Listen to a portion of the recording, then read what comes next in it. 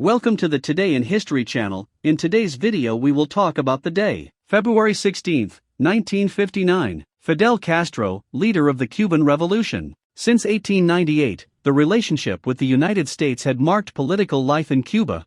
The Cuban Constitution itself was under American political tutelage. During Fulgencio Batista's term, pressure from the U.S. ambassador forced him to hold political openings and elections, in the face of fears that the delicate political situation would degenerate. In 1944, for the first time in history, there were free elections, in which the leader of the Authentic Cuban Revolutionary Party, Ramón Grau San Martín, triumphed, who, thanks to existing corruption, broadened the electoral base and consolidated his situation. In 1952, elections were planned that did not happen due to American intervention. Power was handed over to Batista, who increased anti-communist repression. The following year, Fidel Castro, a former candidate for parliament for the Orthodox Party, led the assault on the Moncada Barracks military garrison located in Santiago de Cuba.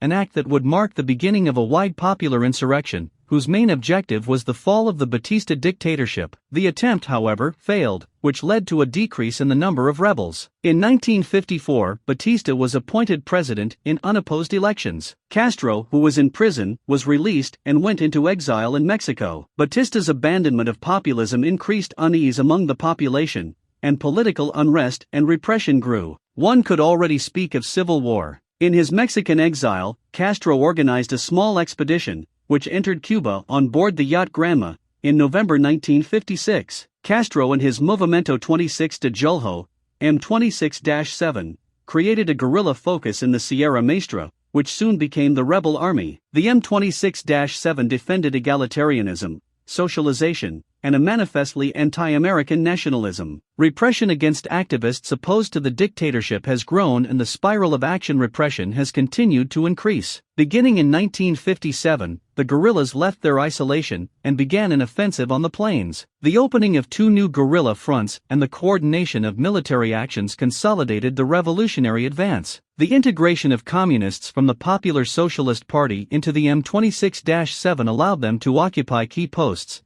and in a short time their control extended to the rebel army, which would explain the rapid pro-Soviet turn of the revolution after the conquest of power. The signing of the Caracas Pact, 1958, accelerated the collapse of the regime. Washington withdrew its support for the dictatorship, and on January 1, 1959, Castro's followers took Havana. Castro and the M26-7 enjoyed broad popular support, which allowed them to control the situation and spur a revolutionary process marked by the charisma of their leader, who would assume the post of Cuban Prime Minister in February 1959. The anti-imperialism, radical nationalism, and the adoption of Marxism-Leninism and egalitarian policies have been part of the Cuban revolutionary discourse ever since. Did you like the video? In the description you will find the blog link with the full article. Give an incentive by subscribing to the channel, liking, commenting and sharing with your friends. Hugs. Until the next.